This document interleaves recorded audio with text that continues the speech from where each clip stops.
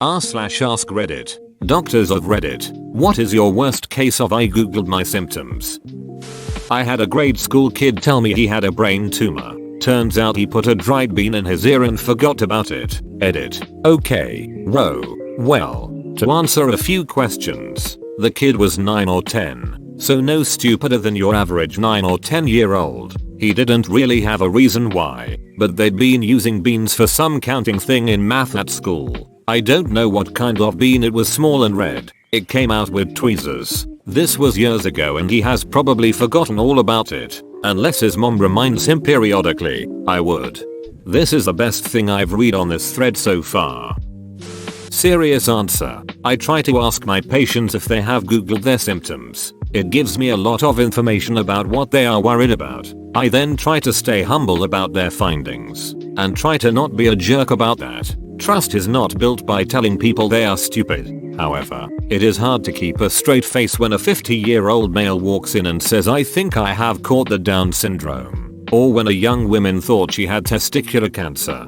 Thank you for not being a dong about it. Almost everything that's been found out about my condition has been because of Google. I would have actually died if not for Google. BC, my stomach was completely blocked off and they wanted to send me to an eating disorder program. Paramedic student here. Last week we had a call for an imminent delivery. PT started having abdominal pain that would last a little bit and stop, and about 2-3 minutes later would start again. She googled her symptoms and everything she found was saying she was in labor. She called her husband and he told her to call 911. We walked in as the baby was crowning. She had no idea she was pregnant. Not a doctor, but I had a co-worker come into the office with this one. He was having nausea, fatigue, frequent urination and decided to WebMD that shit. We're chatting in the office one day and he says something like, "Yeah, I've been feeling like shit lately, and it sounds like gestational diabetes, but I can't find any cases of men getting it." I just slowly lowered my head into my hand and asked him, "Do you even know what gestational means?" He did not. Not a doctor, but when my fiance said he was having chest pains and when he breathed, it crackled. I googled and all of the symptoms led to serious illnesses such as collapsed lung. Thought nothing of it. Diagnosed it ourselves as an allergy and didn't go to a doctor till later in the day. It was in fact a fully deflated collapsed lung. Not a doctor, but worked at a hospital for a while. One of our doctors came back to the nurses' station laughing because someone was fully convinced they were diabetic because they were craving water, and Webb said that makes them diabetic. Turns out they are just human and required to live. Actually, I'm a doctor, but this story is from medical school. I had a patient who correctly diagnosed herself with mastitis, although she was very worried that she had inflammatory carcinoma of the breasts. To be fair, they can look similar. Another time, I had a patient correctly diagnose a lump in her breast as a fibroadenoma. I was very impressed. I'm not a doctor, but I'm a medical assistant and I room patients for the doctor. This is in the occupational health field, and we had a young gentleman come in who was pretty sure he had a groin hernia according to his Google search. He said he'd been lifting produce crates and experienced sharp, overwhelming pain in his groin. The doctor came back out after seeing him and was clearly fighting laughter by the time he got to the desk. Turns out the kid had chlamydia, which had caused things to become swollen and just happened to get symptomatic while he was at work.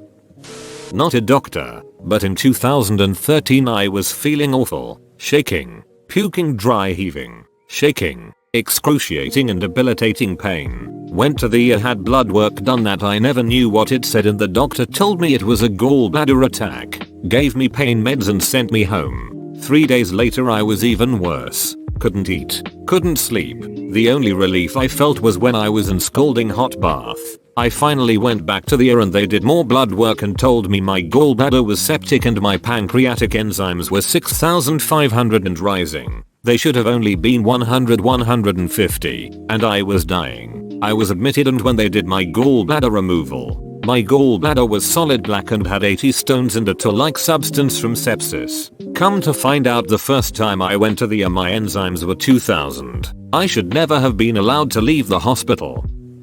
Not a doctor, but I deal with migraines. I would not be surprised if someone experienced a migraine for the first time, googled their symptoms while they still had the clarity to do so, and went to the ER thinking they are having a stroke.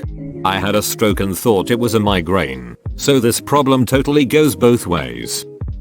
I had a UT because I had the symptoms and googled it. Day of doctor appointment. It was just a regular checkup, but I asked for a UT test since I explained how I was feeling. Convo went like this. Could it be possible to request a UT testing? I've been feeling the symptoms of burning when I pee and some discomfort. How do you feel now? Any pain? Well, no, not at the. Well, if you did have a UT, the symptoms wouldn't go away, you are fine. 2 or so days later I get a full-blown kidney infection from a, who would have guessed, a UT. Sent out a complaint. Duck that beach doctor. I always ask for a test if I am suspicious of anything and I have them documented if they say no from now on. That was a horrible experience. Edit. I am so sorry so many of you experienced similar stuff. But hey, glad we made it. Thanks for the upvotes.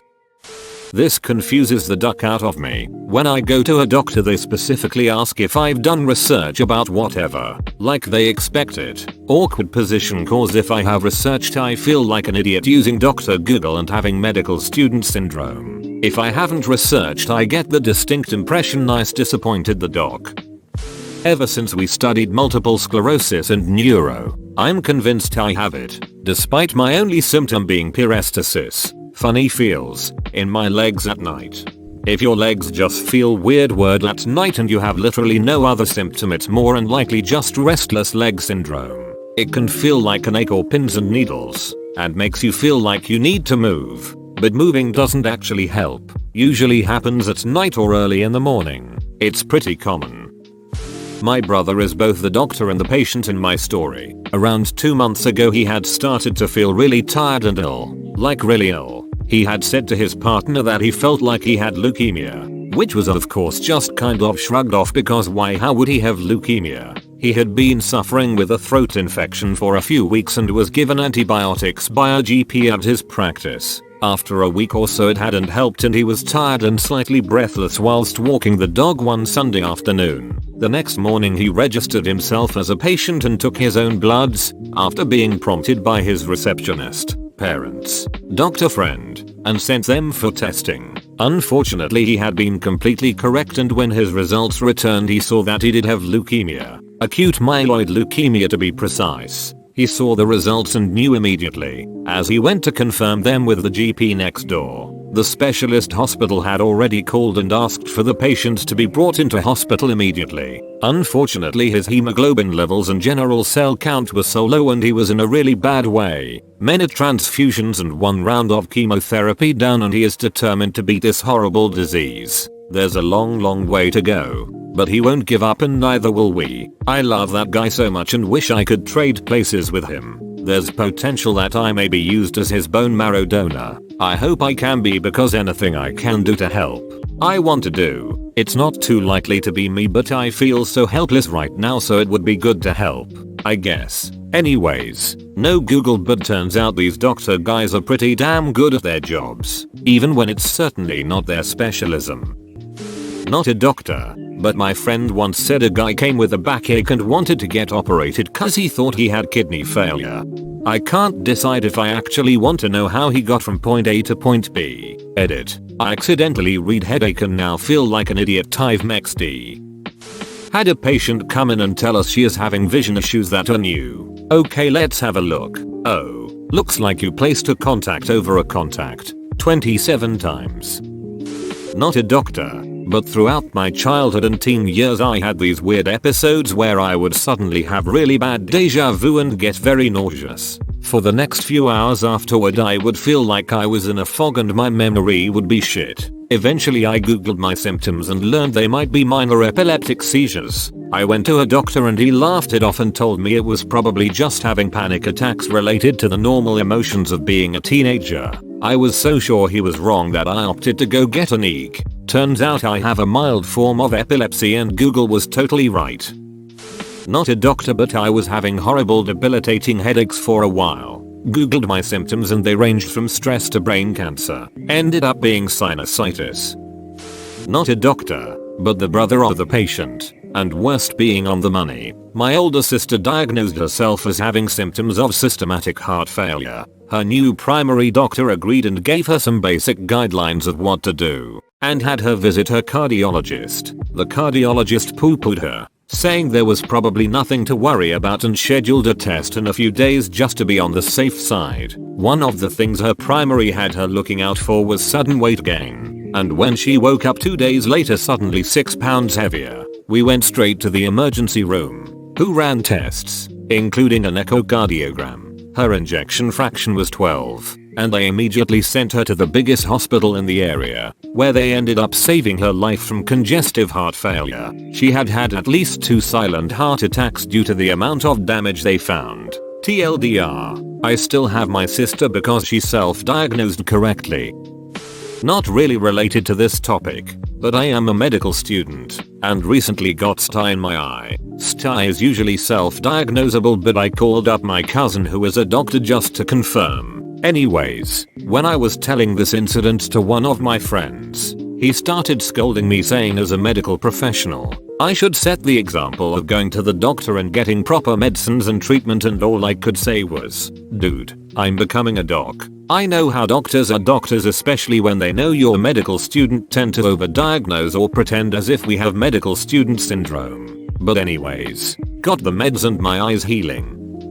Not a doctor, nor was my brother, despite him thinking his Google Fu is a degree, but a couple years ago my brother decided that since I had been laid off and needed to borrow some money from him to tide me over, that it meant that I was utterly depressed and suicidal. Thus, he deduced that I needed to be institutionalized and took me to a doctor. He lied and said he wanted me to just get a normal checkup since I hadn't had one in a while. I was, I believe, rightly pissed off and embarrassed, but since I needed the money I went along with it. So he decides to just come into the psychiatrist's office with me while she is trying to ask me some questions and see how I am. He starts throwing out terms like maladaptive coping and how I am suicidal and needed treatment. She finally tells him to leave and I speak with her for a bit. Now I was a bit morose because I had lost my job and was embarrassed about asking for help, but I wasn't suicidal, and the psychiatrist agreed, stating that I just needed support and not Google for quackery. I hadn't turned to drugs, stealing or any other illegal or destruction activities to deal with my depression, just that I was a bit withdrawn and down because of my recent low. TLDR, laid off, needed some financial help. Brother googled big sounding words and tried to act like a doctor to an actual doctor. No longer interact with that clown, and my mental health is quite improved because of it. Not a doctor. When I talk to doctors I say Google told me blah blah blah. Is that accurate? Usually helps establish that I've tried to do research but trust them more than Google. I went to a doctor one time and he googled my question in front of me. Being a software developer, I don't find this shocking. It still takes some skill to Google exactly the right thing, judge the results' reliability, and interpret them right. As a librarian, I do occasionally Google things in front of my patrons, students. They are surprised it works for me. Well, it's because I know what I am looking for and how to construct the search. Still a database. That still matters. The healthcare system where I live is broken. Someone I know didn't have a doctor, had been looking for one for 7 years and started having worrisome symptoms. The errand clinics wouldn't order tests because follow-up appointments would be needed and they didn't do that. She finally went to her and stood her ground, saying she wasn't leaving until they did tests. Google suggested she had a brain tumor or a hyperactive thyroid. They reluctantly did the tests and she had to fight for the follow-up. Turns out it was a thyroid disorder, for which she was in bad need of treatment. Without Google, she didn't have much ammunition for the fight. At the hospital in my town there was a kid who came in saying he had knee pains. The doctor said it was from playing basketball, and 5 months later at a different hospital they found that he had knee cancer and it was too late to treat him. He died a few weeks later. Really sad story. I had a friend whose 11-year-old kid presented with similar pains in her knees and thighs. The doctor told my friend she was probably overexerting herself at basketball. It was rhabdomyosarcoma. She died a year later. Edited to correct the spelling. I'm not a doctor, but I went to a doctor because I was certain I had delayed sleep phase disorder. He told me I couldn't have a sleeping disorder without being depressed and made me take a depression test. It said I wasn't depressed, so he said obviously I don't have a sleeping disorder. I went to a sleep specialist a few months later and they diagnosed me with delayed sleep phase disorder and helped me get it under control.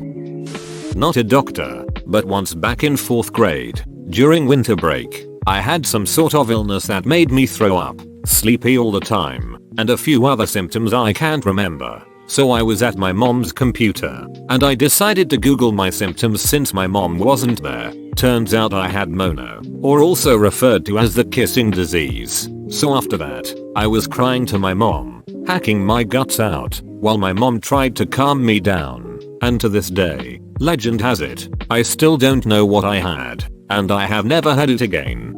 I don't know what you had, but when I was 13, mono was going around our school. I came down with a fever, vomiting, lethargy, blah blah. Doctor said, yep, it's mono. A month later I'm no better, but parents and principal decided I needed to come back to school. First day back I collapsed in the classroom. Our principal tried to be the tough guy and had me taken to study hall. He thought I was faking. An hour later they called my mom when they couldn't wake me up. She told them to call the damn ambulance. My appendix ruptured. I spent almost a month in the hospital recovering and I have a scar from hip bone to hip bone. Edited to add. The year was 1975. Whoa, you made it to the end? You're a ducking beast. I'll cut you a deal. Smash like and subscribe for more curated content. Might. It's free and that's a great price.